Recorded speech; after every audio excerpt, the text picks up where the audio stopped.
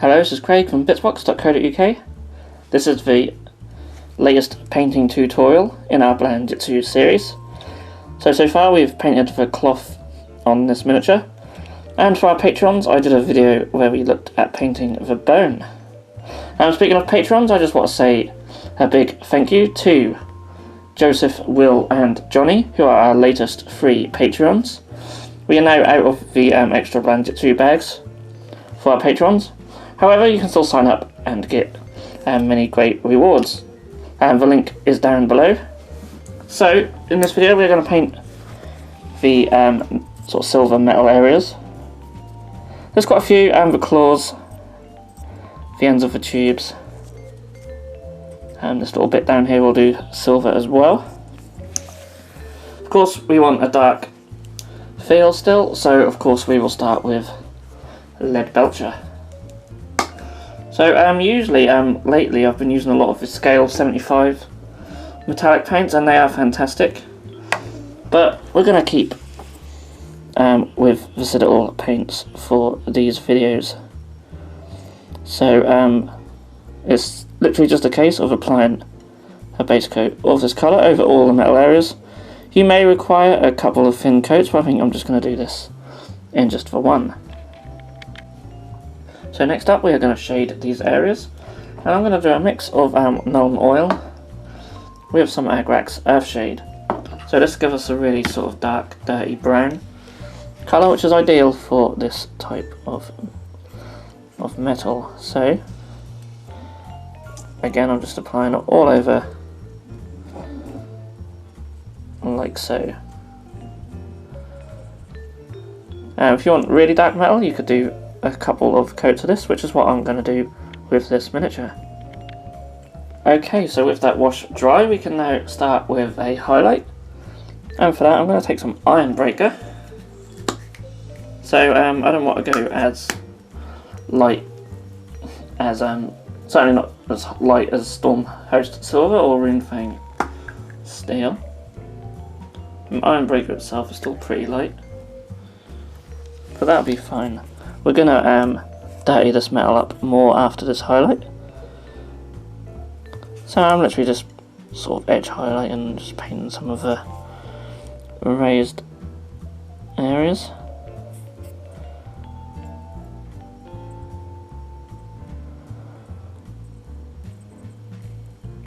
And then once it's done, we'll start to dirty and rust this metal up a little bit.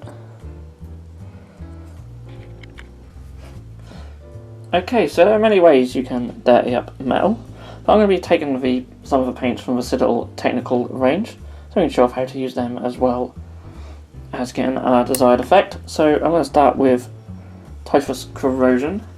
This is an awesome paint. Has a slight texture to it, and it's also quite thin. Really good for making metals look very dirty. I think we'll use the bottom here as our example. As you can see, it looks quite clean and polished at the moment. So there's a really annoying fly buzzing around. I don't know if you can't, the camera's not picking him up. So yeah, I'm literally just going to apply this into these areas, and here you could apply it lightly all over if you want. For example, if you want just to apply it over like that, that gives you a really sort of very dark muddy metal effect. I'm not really into that, so I'm going to wipe it away with my finger, and that will leave a sort of a little bit just sort of in the areas I want it. I mean, you could apply it that way as well. So let's do that again here, sort of do it like that and then wipe away, and that'll just leave little bits of it, and quite a random little pan as well. That was quite cool actually. And if you can't get my fingers, you can just get another brush.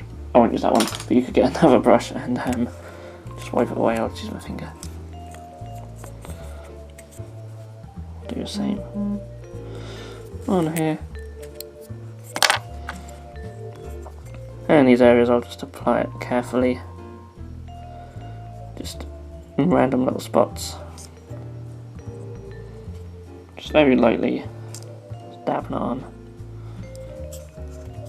So yeah, there's no really right or wrong way to apply these type of paints really, just go with whatever you think will look best on your miniature. And I quite like that. Now when you look at the bottom piece here, it's a lot dirtier, but we are by no means finished just yet.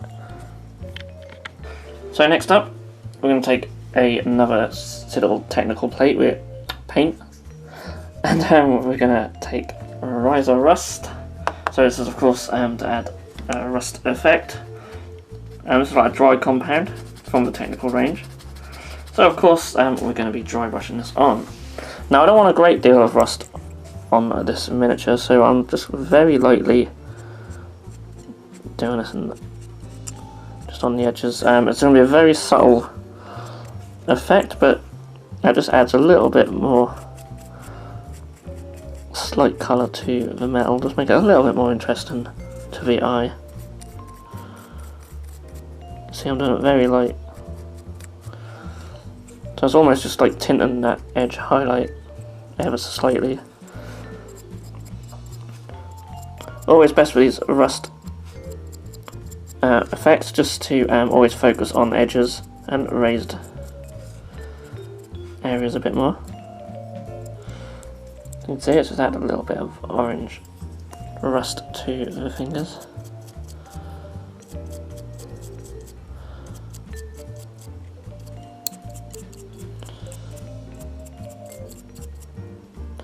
And that's literally all I'm going to do with this rust.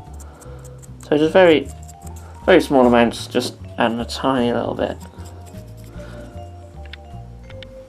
So next up, I'm going to take some Lilac Oxide. So this is more commonly used for golds and brass, etc. And the next video we will be looking at how to paint them.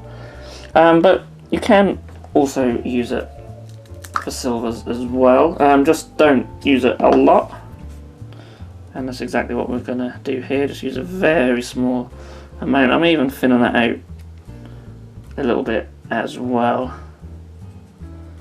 So it's a very thin consistency. And not much on the brush either. It does dry quite light, so I'm literally just going to try and put a little bit just in there where you'd get water settling. Now of course it doesn't really always have this effect on these colours, but it just adds something slightly different, and it does give a good impression of the metal being old and worn. But again, I'm just using very small amounts. And it just adds just a little bit more colour to what is a very dark miniature. Don't be afraid to use different colours in Blanchitsu. It doesn't always have to be greys, browns and metals. And I will hopefully do future videos where we show off using colours and still keep this very dark, sort of grim dark look. So I'm just painting some little bits just in like the knuckles, and these will dry very light, so don't worry if they look really bright when they first go on.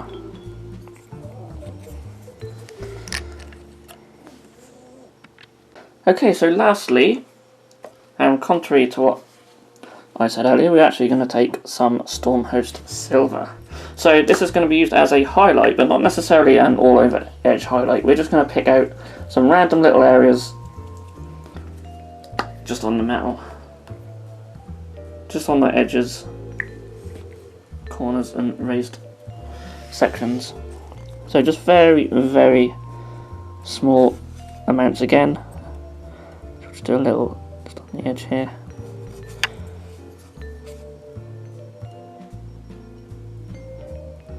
Bit up there. We'll go back to this larger piece. It's a bit easier to see. You can actually get the rivets if you want. Just really focus mainly on like some of these corners. Just do a little edge highlight like so. Just very tiny little highlights. Think of it almost as like an extreme highlight. If you're edge highlighting where you do your final highlight just hitting the corners. It's sort of going to be like that, but not on all of them. Just random ones here and there. Do a little bit in there. You could even simulate scratches using this paint as well. I don't want to do too much of that, but you could do stuff like that if you wish.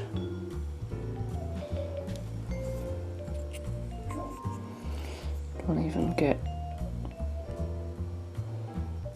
these bits, but not all over. See how I'm just sort of doing it for like 3/4 on them. A little bit up there, and then on the claws, I'll run some just down the edges a little, and then once this step is done, the silver areas are complete.